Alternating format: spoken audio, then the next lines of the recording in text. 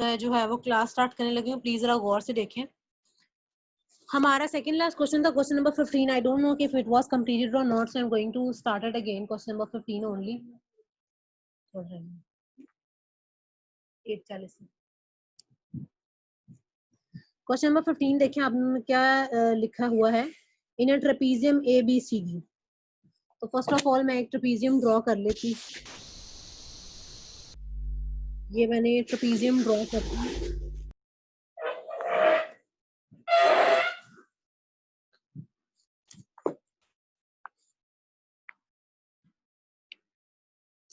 This is your question number 15.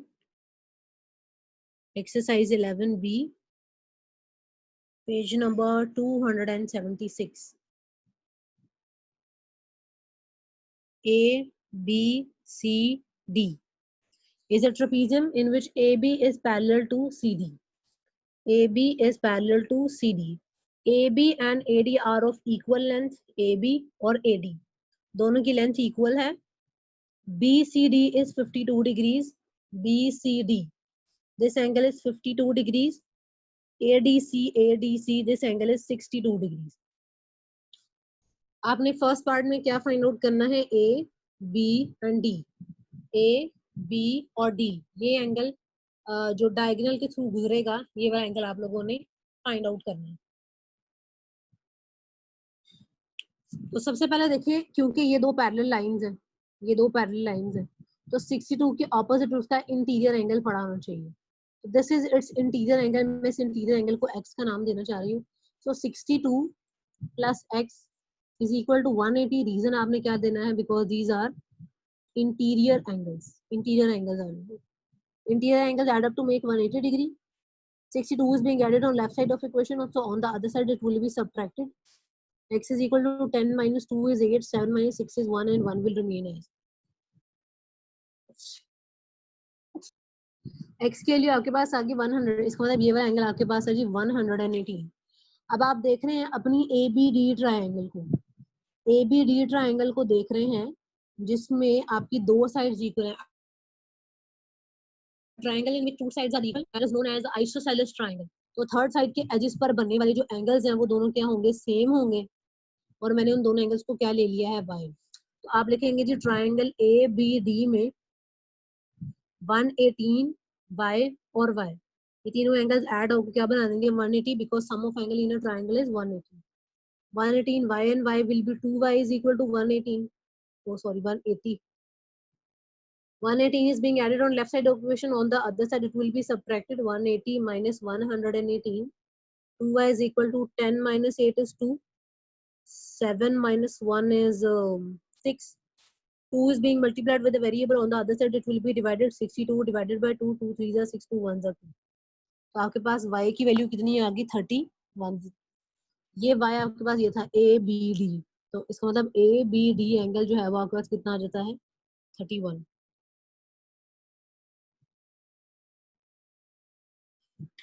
जी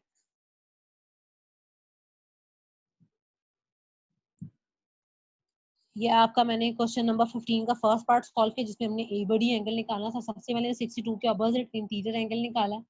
फिर ABD जो angle find out करना था उसको मैंने y का नाम दिया. आइसोसेलेस ट्रायंगल में बेस एंगल सेम हो जाते हैं. सम ऑफ एंगल ट्रायंगल 180 किया, वहां से आपने y की और यानी कि ABD एंगल निकाला 31 डिग्री. नेक्स्ट आपने निकालना CBD. CBD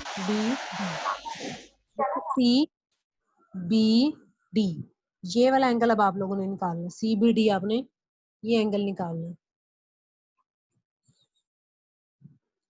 अब देखें जी आपका जो एंगल है ABC ये वाला पूरा एंगल और ये, क्योंकि ये दोनों पैरेलल है, 52 के ऑपोजिट उसका क्या आ जाएगा? इंटीरियर एंगल आ जाएगा. ऐसे ही होगा क्योंकि because your AB and CD these two are parallel. जैसे हमने 62 के ऑपोजिट उसका इंटीरियर एंगल निकाला, वैसे हम 52 के ऑपोजिट उसका पूरा इंटीरियर एंगल, ये पूरा इंटीरियर एंगल निकालने लगे.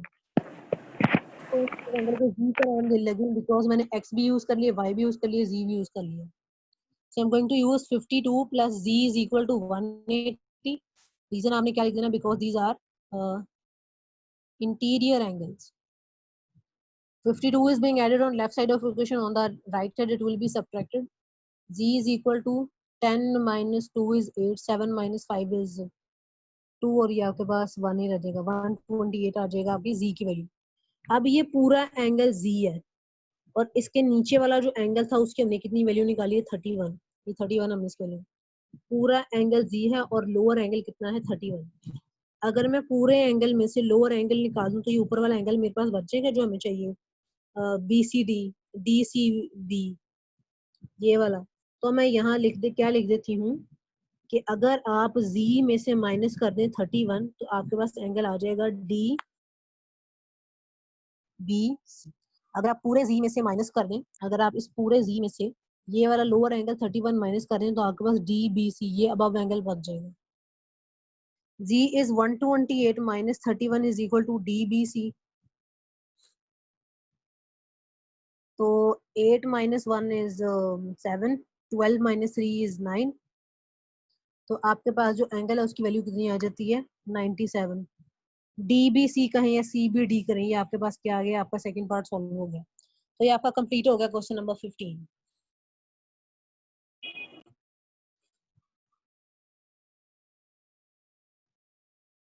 क्लास में ही फोकस रखें, क्लास में ही फोकस रखें।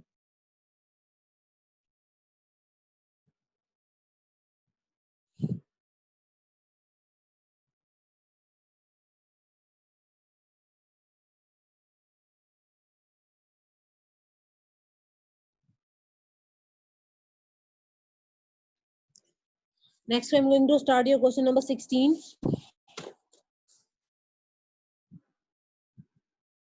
क्वेश्चन नंबर 16 क्या लिखा हुआ है, अ काइट PQR। सबसे पहले एक काइट ड्रॉ कर लें। ये मैंने काइट ड्रॉ कर ली है, PQRS। PQRS मैंने काइट ड्रॉ कर लिया है जिसमें उन्होंने कहा है कि PQ और QR बराबर है, PQ और QR बराबर है, PS और SR बराबर है, PS और SR बराबर है, QPR, QP और R, ये वाला एंगल, ये एंगल आपके पास है जी 42 डिग्रीज। PSR, PSR, ये वाला एंगल आपके पास कितना है 64 डिग्रीज।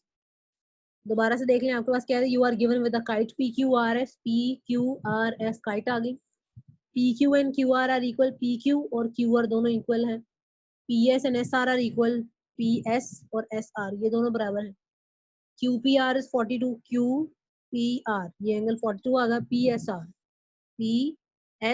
64 आ गया। फर्स्ट पार्ट में आपने क्या फाइंड आउट करना है, PRS।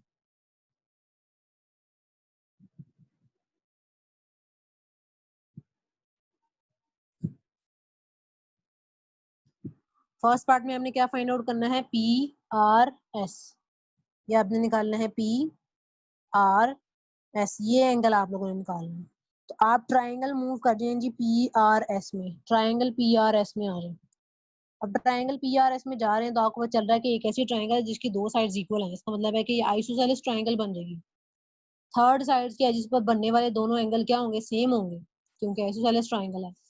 तो ट्राइंगल में आ जाएगा जी x plus 64 हो जाएगा 180, 2x plus 64 is equal to 180, 64 is being added on the other side, it will be subtracted, 180 minus 64, 2x is equal to 10 minus 4 is 6, 7 minus 6 is 1, 116, 2 is being multiplied with a variable, on the other side it will be divided, 116 divided by 2, 2 5 are 10 and 2 8 are 16।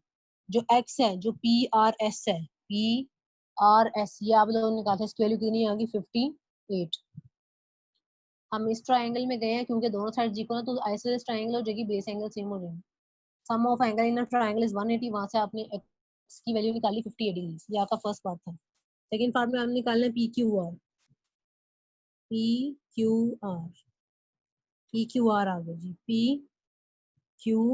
PQR। अब अगर आप PQR के ऊपर आ रहे हैं तो ये भी एक आइसोसेलेस ट्राइंगल जिसकी दो साइड सेम है। दो साइड सेम होने के बाद जो थर्ड साइड है उसके एजेस पर बनने वाले एंगल एक 42 है तो दूसरा भी कितना होगा 42, और आपने ये एंगल निकालना है y। तो आप ट्राइंगल PQR के ऊपर आ जाए, इसके आप ऊपर आप कहेंगे 42 + 42 + y = 180, sum of angle in triangle is 180, 84 + y = 180, y is being added, 84 is being added, on the other side it will be subtracted. 10 - 4 is 6, 17 - 8 96। तो y की वैल्यू यानी कि आपके पास PQR जो एंगल है वो आपके पास आ गया 96। तो ये आपका यहाँ से क्वेश्चन नंबर 16 भी पूरा हो जाता है। ये आपकी एक्सरसाइज 11B के 2 सवाल रह गए थे, ये दोनों सवाल मैंने आज पूरे कर दिए। अगर आप में से किसी ने स्क्रीनशॉट लेना है तो स्क्रीनशॉट ले लें, तभी ना आपका कैमरा अभी तक ऑन नहीं हुआ। ये क्वेश्चन नंबर 16 अगर किसी ने स्क्रीनशॉट लेना है तो ले लें। अगर आप में से किसी ने कोई सवाल पूछना है तो खुद को अनम्यूट करें और सवाल पूछ लें। अब हम स्टार्ट करने एक्सरसाइज 11B 11C स्टार्ट करने लगे। 11C में हमने डील करनी है पॉलीगॉन्स। अगर आप अपने चैप्टर का नाम देखें ना तो आपका चैप्टर का नाम था ट्राइएंगल्स, क्वाड्रिलेटरल्स एंड पॉलीगॉन्स। अगर आपने कोई भी शेप बनानी हो तो उसने कम से कम 3 साइड्स वाली शेप पहले डिस्कस कर दिया। ट्राइएंगल, ट्राइएंगल क्या थी? एक ऐसी साइड थी जिसकी 3, एक ऐसी शेप थी जिसकी 3 साइड्स थी। फिर आपने क्वाड्रिलेटरल डिस्कस की। क्वाड का मतलब होता है 4, क्वाड का मतलब क्या होता है? 4। फिर आपने क्वाड्रिलेटरल डिस्कस की। पहले आपने ऐसी शेप डिस्कस की जिसकी 3 साइड्स थी, फिर आपने ऐसी शेप डिस्कस की जिसकी 4 साइड्स थी। अब आप पॉलीगॉन डिस्कस करने लगे। पॉलीगॉन में सारी शेप आ जाएंगी। ऐसी शेप भी आ जाएगी जिसकी 5 साइड है, क्योंकि आपने 3 4 के बाद 5 पे जाना है। ऐसी शेप भी आप डिस्कस करेंगे जिसकी 6 साइड्स हैं। ऐसी शेप भी डिस्कस करेंगे जिसकी 7 है, 8 है, 9 है, 10 है, 11 है। आप ऐसे आगे मूव करते जाएंगे। तो एक्सरसाइज 11 का जरा सुन ले। पॉलीगॉन आपके पास हम कहते हैं किसको? पॉलीगॉन कहते हैं एक क्लोज प्लेन फिगर हो, यानी कि उसका क्लोज होना, बंद होना जरूरी है, with 3 or more straight line segment as its sides, जिसको आपने बनाया हो कम से कम 3 साइड से। कम से कम कितनी साइड से? 3। इसका मतलब है कि जो कि ट्राइएंगल होती है वो भी एक पॉलीगॉन होती है क्योंकि इसकी 3 साइड होती है। क्वाड्रिलेटरल जो होती है वो भी एक पॉलीगॉन होती है क्योंकि इसकी 4 साइड होती है। कम से कम 3 साइड वाली कोई भी शेप पॉलीगॉन कहलाती है। सबसे पहले आती है पॉलीगॉन, फिर हम कहते हैं सबसे छोटी पॉलीगॉन होती है 3 साइड वाली, फिर आती है 4 साइड वाली। टीचर जी ताहिर। टीचर मेरे मोबाइल की ना बैटरी लो है, तो मैं दूसरे से करता हूँ ज्वाइन। ओके 1:40 तक। जो 3 साइड्स वाली थी वो आपने डिस्कस की ट्राइएंगल। ट्राइएंगल में आपने आइसोसेलेस डिस्कस की, इक्विलैटरल डिस्कस की, राइट एंगल डिस्कस की, एक्यूट, ऑब्ट्यूस और रिफ्लेक्स ट्राइंगल डिस्कस की। पॉलीगॉन में 4 साइड्स वाली आ गई क्वाड्रिलेटरल। क्वाड्रिलेटरल में आपने डिस्कस की स्क्वायर, स्क्वायर आपने डिस्कस की, रेक्टेंगल, स्क्वायर, रोम्बस, पैरेललोग्राम और ट्रेपीजियम। अब आपने 5 6 7 8 9 पे आ जाना। अब देखें जी, आपका काम स्टार्ट होता है, यहीं से काम स्टार्ट होता है। पहली डेफिनेशन आपकी आती है पॉलीगॉन की। पॉलीगॉन की डेफिनेशन क्या है जी? Polygon is a close plane figure with 3 और more straight line segment as its sides. उसने आपको पॉलीगॉन ड्रॉ करके दिखा दिया। ये आपकी पॉलीगॉन की पहली डेफिनेशन है, ये आपकी पहली डेफिनेशन है पॉलीगॉन की इस एक्सरसाइज के लिए। पहली दो जो उसने कहा है, उसने कहा the first two polygons of figure 11.12 11.12 की जो पॉलीगॉन्स है दीज आर सिंपल पॉलीगॉन्स। ये आपके पास क्या है? Simple polygon. Because their boundaries do not cross themselves, क्योंकि उसकी बाउंड्रीज एक दूसरे को क्रॉस नहीं कर रही। लेकिन ये देखिए यहाँ पे स्टार की बाउंड्री एक दूसरे को क्रॉस कर रही है, तो ये आपके पास सिंपल पॉलीगॉन नहीं है। इस तरह की जो पॉलीगॉन होती हैं, जो सिंपल पॉलीगॉन होती है, first polygon in figure 1.2, those are known as convex polygon. Convex polygon क्या होती हैं? जिसके सारे के सारे एंगल जो हैं वो लेस देन 180 होते हैं। तो आपकी पहली डेफिनेशन आ गई पॉलीगॉन की। पहली डेफिनेशन आपके पास किसकी आ गई? पॉलीगॉन की। पॉलीगॉन की डेफिनेशन आपने क्या लिखनी है? A polygon is a closed plane figure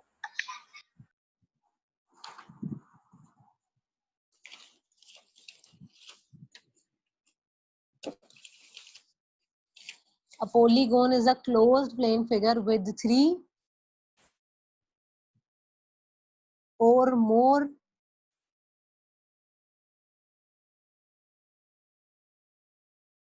straight lines as its sides। ये आपके पास किसकी डेफिनेशन आ गई? पॉलीगॉन की। फिर आपके पास डेफिनेशन आती है जी कन्वेक्स पॉलीगॉन की। कन्वेक्स पॉलीगॉन क्या होती है? अ polygon whose all interior angles are less than 180। वो जैसे क्या, ये इक्विलेटरल ट्रायंगल ले लें। इक्विलेटरल ट्रायंगल के तीनों एंगल कितने होते हैं? 60 60 60। सारे एंगल 180 से छोटे हैं तो ये क्या होगी? कन्वेक्स पॉलीगॉन होगी। स्क्वायर ले लें, स्क्वायर के सारे एंगल कितने होते हैं? 90 डिग्री होते हैं। 180 से छोटे हैं तो यहाँ के पास क्या होगी? कन्वेक्स पॉलीगॉन होगी। रेक्टेंगल ले लें, रेक्टेंगल के चारों एंगल 90 90 90 होते हैं तो आपके पास क्या होगी? कन्वेक्स पॉलीगॉन आ गई। उसके बाद आपके पास आता है कनकेव पॉलीगॉन। कन्वेक्स पॉलीगॉन के बाद आपके लिए डेफिनेशन किसकी आती है? Concave polygon. अगर किसी पॉलीगॉन में कम से कम एक एंगल भी, कोई एक एंगल भी मोर देन 180 होगा तो वो क्या कहलाएगी? Concave polygon. A polygon whose at least one angle, one interior angle is more than 180। अगर किसी का उसका एक भी एंगल मोर देन 180 आ गया then it is known as concave polygon। तो हमने 3 डेफिनेशन पढ़ी है अभी तक पॉलीगॉन की। पॉलीगॉन क्या है? एक ऐसी क्लोज्ड प्लेन फिगर जिसकी कम से कम 3 साइड्स हो। ज्यादा से ज्यादा जितनी मर्जी साइड हो, हमें उससे फर्क नहीं पड़ता। कन्वेक्स पॉलीगॉन क्या है? एक ऐसी पॉलीगॉन जिसके सारे के सारे इंटीरियर एंगल जो है वो 180 से छोटे हो। लेकिन अगर कोई एक भी इंटीरियर एंगल 180 से बड़ा होगा तो फिर वो क्या कहलाएगी? कनकेव पॉलीगॉन कहलाएगी। अब आप आ जाए जी रेगुलर। अब ये जरा आपके पेज नंबर 277 के ऊपर ना एक बड़ी इंपॉर्टेंट चीज लिखी हुई है, उसने सारी आपको बताएंगे। 3 साइडेड फिगर को हम क्या बोलते हैं? ट्राइंगल। 4 साइडेड फिगर को हम क्या बोलते हैं? क्वाड्रिलेटरल। 5 साइडेड फिगर को हम बोलते हैं पेंटागोन। क्या बोलते हैं हम? पेंटागोन। 6 साइडेड फिगर को हम बोलते हैं जी हेक्सागोन। हेक्सागोन। 7 साइडेड को बोलते हैं हेप्टागोन। 8 साइडेड को बोलते हैं ऑक्टागोन। 9 साइडेड को नोनागोन और 10 साइडेड को डेकागोन। पेज नंबर 277 है, उसके बाद ये फिगर्स बनाएंगे उसने, सारी की सारी पॉलीगॉन्स हैं। कम से कम 3 साइडेड वाली भी पॉलीगॉन होते हैं। 3 साइडेड वाली को ट्रायंगल, 4 साइडेड को क्वाड्रिलेटरल, 5 साइडेड को पेंटागोन, 6 साइडेड को हेक्सागोन, 7 साइडेड को हेप्टागोन, 8 साइडेड को ऑक्टागोन, 9 साइडेड को नेक्टागोन, नोनागोन और 10 साइडेड को हम वो क्या बोलते हैं? डेकागोन। 10 साइडेड तक हम डिस्कस करते हैं, और भी होती हैं लेकिन अगर वो 11 साइड्स वाली आ गई तो हम उसको 11 साइडेड फिगर ही कहेंगे। 12 साइडेड पॉलीगॉन कहेंगे, 13 साइडेड पॉलीगॉन कहेंगे, उसके नाम नहीं होते। 10 साइडेड तक के हमने नाम रखे हुए हैं। 3 होगी, 3 होगी तो ट्राई, 4 होगी तो क्वाड, 5 होगी तो पेंटा, 6 होगी तो हेक्सा, 7 होगी तो हेप्टा, 8 होगी तो ऑक्टा, 9 होगी तो नैना, नोना और 10 होगी तो Deka. Triangle, quadrilateral, pentagon, hexagon, heptagon, octagon, नोनागन और डेकागन।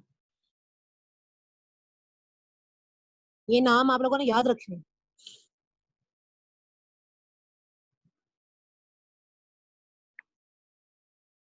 हाँ जी, अगली डेफिनेशन आपके पास आ जाती है रेगुलर पॉलीगोन की। रेगुलर पॉलीगोन क्या होती है? Polygon with all sides and all angles are equal. एक ऐसी पॉलीगोन जिसकी सारी साइड्स और सारे एंगल्स इक्वल हो, हम उसको क्या बोलते हैं? Regular polygon. रेगुलर पॉलीगोन की सबसे बड़ी एग्जांपल क्या है जी? Equilateral triangle. उसकी तीनों साइड्स बराबर होती हैं और तीनों एंगल भी बराबर होते हैं। रेगुलर पॉलीगोन आपके पास क्या होती है? एक ऐसी पॉलीगोन जिसकी तीनों साइड, जिसकी सारी साइड्स बराबर हों और सारे एंगल भी बराबर हों। चौथी फिर कन्वेक्स पॉलीगोन, फिर कनकेव पॉलीगोन। उसके बाद आपने ये फिगर के नेम्स याद करने हैं। फिर ये है जी regular polygon. A polygon whose all sides and all angles are equal. सारे साइड्स और सारे एंगल्स बराबर होंगे, फिर हम उसको क्या बोलते हैं? Regular polygon. आज तक के लिए बस इतना काम रखें। डेफिनेशंस दी हैं मैंने आपको polygon, convex polygon, concave polygon की। ये शेप्स के नाम याद करने हैं और रेगुलर पॉलीगोन को याद रखना है कि रेगुलर पॉलीगोन क्या होती है।